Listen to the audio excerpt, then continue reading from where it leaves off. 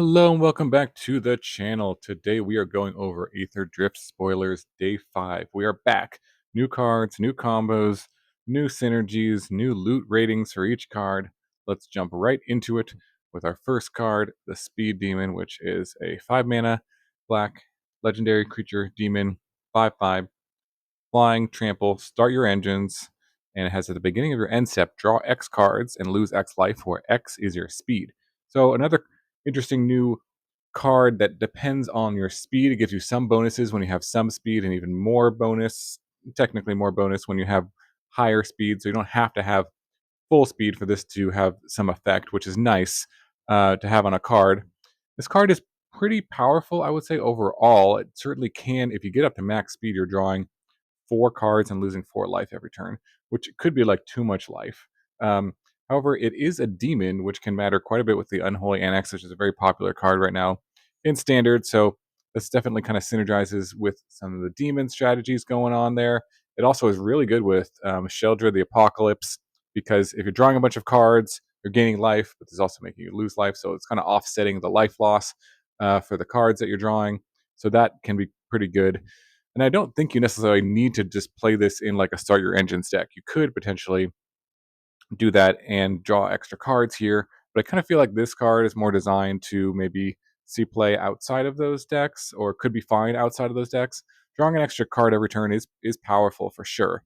The thing about this card, though, maybe the downside of it is does die to sort of like go for the throat, and doesn't give you any value like right when it comes into play. So if they have mana up and they just kill this right away, you don't get any value out of it. So I think this card could see some play in Standard, has some potential. 5 mana is a lot, though, to kind of see some play, and sometimes the mono red decks or the red aggro decks will kill you before turn 5 sometimes. So um, we'll see. I'm not super convinced.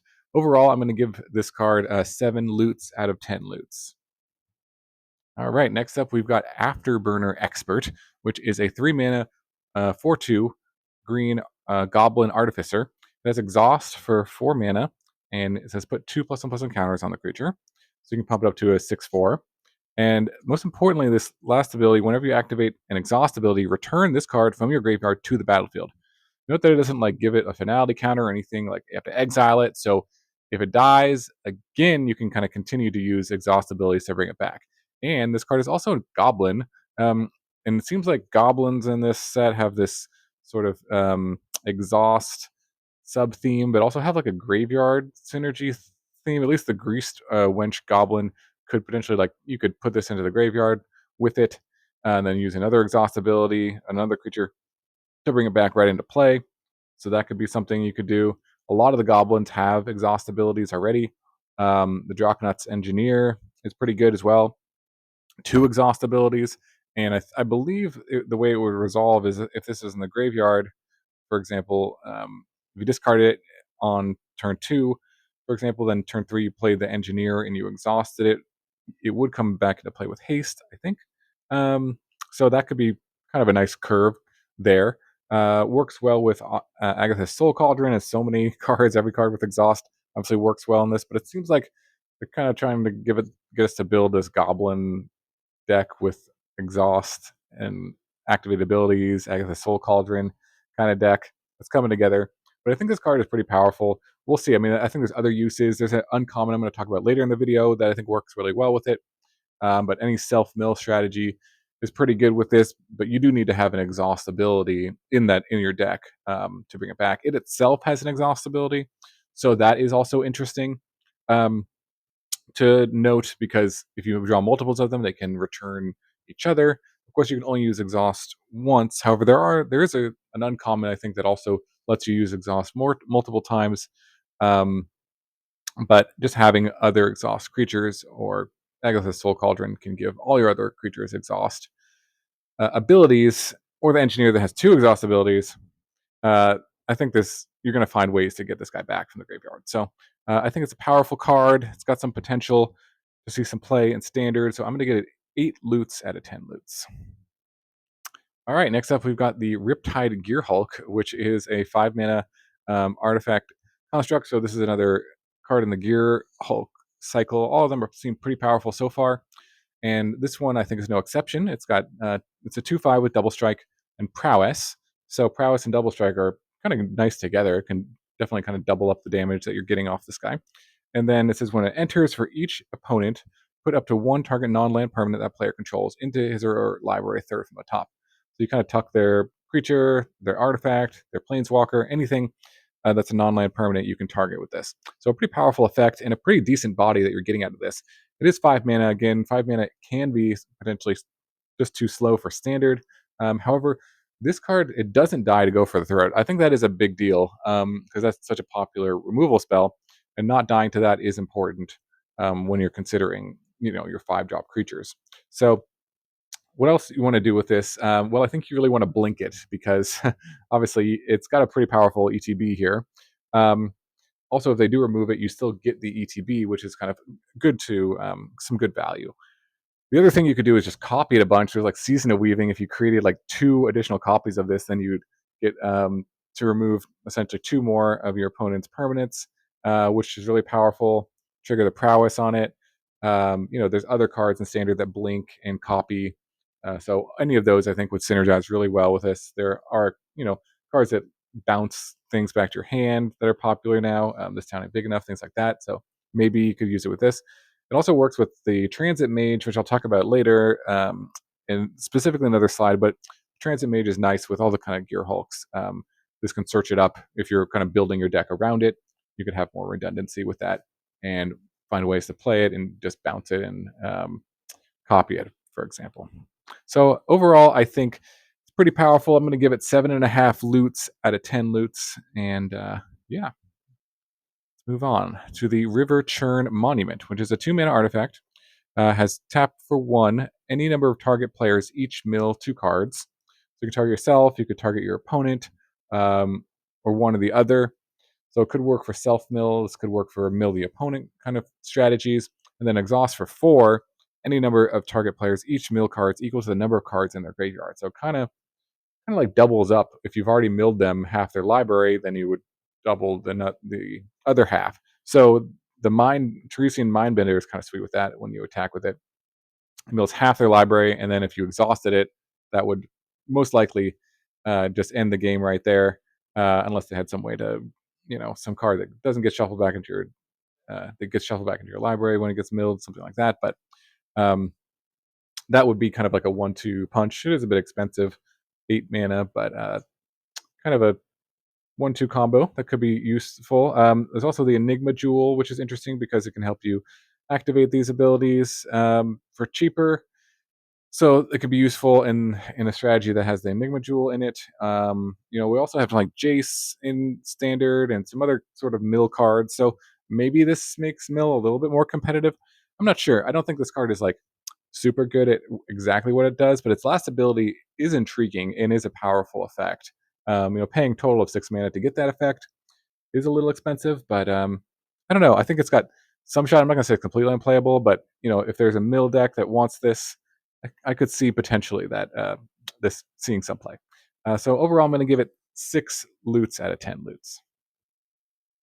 Okay, next up we've got the Gas Guzzler, a 1 mana 2/1 vampire rogue. Ben Stiller, I believe, guest starred in this one, or what it seems to be. Start your engines. The creature enters tapped and has max speed for 1. Sacrifice another creature or artifact, or vehicle, not artifact. Draw a card. So an interesting card. Does work with vampire synergies, which there are some. We got Calastia Highborn in Foundations now, and there is like a vampire lord as well. That the Highborn works kind of nice with this because it wants you to sort of sacrifice things as well. So there's some synergy there. There's also just other kind of max speed cards in black and white. The Nestling Bot, I think it's the only other 1-drop we have that with max speed. So that's interesting. Someone was saying you could play this on 1 and then like gut shot your opponent in modern or something like that to get up to 2 right away. That could be interesting, maybe. But the Nestling Bot and the Embalmed Ascendant, and then there's some other sort of aristocrat kind of black-white start your engines kind of deck that seems to be maybe viable. We'll see. The Embalmed Ascendant is decent if you get up to max speed, and then its last ability works pretty well with the Sacrifice another creature ability, as well as the Nestling Bot works with that ability because there's sort of 2 tokens you can use to draw extra cards. So there's definitely some interesting synergy there. We'll see how good that deck ends up being, but it kind of seems like there is potentially a deck that would want to start your engines in a black-white shell, kind of Aristocrat shell. Okay, so overall, I give Gas Guzzler a 7 loots out of 10. Okay, next up, some uncommons. It's kind of cool. There's a lot of really powerful uncommons in the set. The rares I feel like are kind of okay, but and the mythics, the uncommons seem pretty good. There's a lot of playable ones, which is wonderful to see. Dredger's Insight. So it's a 2 mana green enchantment. Whenever one or more artifacts and or creatures leave your graveyard, you gain 1 life. So some extra life gain. And it says when it enters, you mill 4, and you can put an artifact, creature, or land from among the milled cards into your hand. So very similar to kind of cash grab. You could play maybe both of those in the same deck to kind of get 8 of that effect. Milling for 4 is a pretty efficient mill for just 2 mana. And cash grab does get you any permanent. This is just artifacts, creatures, or lands. So there is that difference. But this is an enchantment, and there is some like life gain attached to it, which can be useful. Being an enchantment, I think, gives it some other synergy in the sense that you can maybe bounce it, like with Nurturing Pixie. You could, bargain it with Beseech the Mirror, other cards with bargain. It seems to fit really well in like an Insidious Roots deck because it's kind of doing the same thing. You want an Insidious Roots deck, which is to mill yourself, return something, and then get a benefit from something leaving your graveyard. So definitely some interesting synergy there. Note that again, it can't find the Insidious Roots if you mill Insidious Roots because it doesn't say enchantment, but or another copy of itself. But I think it still could be seeing play in that same sort of strategy. So overall, I think it's a pretty good, efficient mill card in green, and I'm going to give it 8 out of 10 loots. All right, next up we've got the Transit Mage, which is a 3 mana 2/2 human wizard. When it enters, search your library for an artifact card with mana value 4 or 5, reveal it, put it in your hand, then shuffle. So yeah, I was saying this works pretty well with all the Gearhulks. They seem pretty pushed and one of the more powerful cards in the set. So, for example, if you built your deck around the Bright Glass Gearhulk, maybe in a Bant Shell, you get the Gearhulk, and then you get that, and you search for Mockingbird, and you get more Gearhulks, and you just kind of go through your whole deck, infinite Gearhulks kind of thing. Um, with the Oil Deep Gearhulk, you could kind of curves into that pretty nicely if you're playing blue-black. It works with the Aether Spark. It's another way to search that out. So that's something to consider. In older formats, I was thinking maybe Goblin Charbelcher would be a nice target for this. Yeah, let me know in the comments below any other good artifacts in standard or older formats you think this is going to see play in. But having a tutor on a 2/2 body can be powerful and useful. So it really obviously depends on the targets and what you're really wanting to find. But anything that tutors something that you're wanting for your deck can be very good for, especially a combo deck, to make it more redundant. So definitely a card to kind of keep an eye on and see what targets it has. So overall, I am giving Transit Mage an 8 out of 10. I think this will see some play in some format where the target is pretty important for this. Okay, next up we've got the Veteran Beast Strider, which is a 3 mana green and white 3/4 human knight. At the beginning of your end step, untap each creature you control, and then 4 mana creatures you control get +1/+1 until end of turn. Nice little bonus. I think this card is interesting, and I wanted to point it out because the effect of having each creature you control, all your creatures get to untap. That is a powerful effect. And for example, like if you want turn 1 Land Royals, turn 2 into this, and then it untaps your Land Royals, you could hold up like Snakeskin Veil, hold up a protection spell, which could be kind of cool. If you have multiple creatures that tap for mana, this kind of is like giving you extra mana every turn, and it is kind of like a decent body, and you could maybe even use that extra mana for its second ability. And also to note that it works kind of interesting with crew and saddle creatures, things like that, because like if you had, say, a vehicle out, you played this and you tapped it to crew the vehicle, you attacked with the vehicle, then at your end step it would untap all of those. And the Voyager glide card wants you to tap a bunch of things. It's going to have them all untapped. So kind of, at worst, it gives all your creatures vigilance, essentially, if you're attacking. And if you have creatures that have like tap abilities, you can do them twice. So I think this card's interesting. I don't know how good it is or if it will see some play, but I think it does have a powerful effect. So I'm going to give it 7 out of 10 loots. Okay. Lastly, here we have the Detention Chariot and the Thundering Brood Wagon. I wanted to put these both on the same slide because they kind of do the same thing. The Chariot is 6 mana vehicle, 6/6. When it enters, you exile target artifact or creature an opponent controls until it leaves the battlefield. Crew for 3, but cycling for 1, just 1 white mana. And the Brood Wagon, also 6 mana, different colors. It's black and green. Has got Menace and Reach. It's also a 6/5. And when it enters, you destroy target non-land permanent opponent controls with mana value 4 or less. Crew for 3 and cycling for 2. So very interesting cards because you get to cycle them. If you didn't get to cycle them, I think these cards weren't very good or worthy of any constructive potential. But because Greasefang, I don't know, would want this, maybe there's a chance Greasefang would play either one of these. Potentially just because they put themselves into the graveyard and then turn 3 Greasefang, bring them back. Destroy something, draw a card, then you can cycle it again, bring it back, and just kind of continue to loop them over and over again. Seems pretty decent.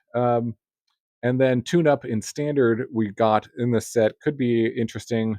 Cycle these early and then tune them up, bring them back, destroy something of your opponents. Yeah, I don't know. So I think this has some potential to see play in standard or pioneer and Greasefang strategies.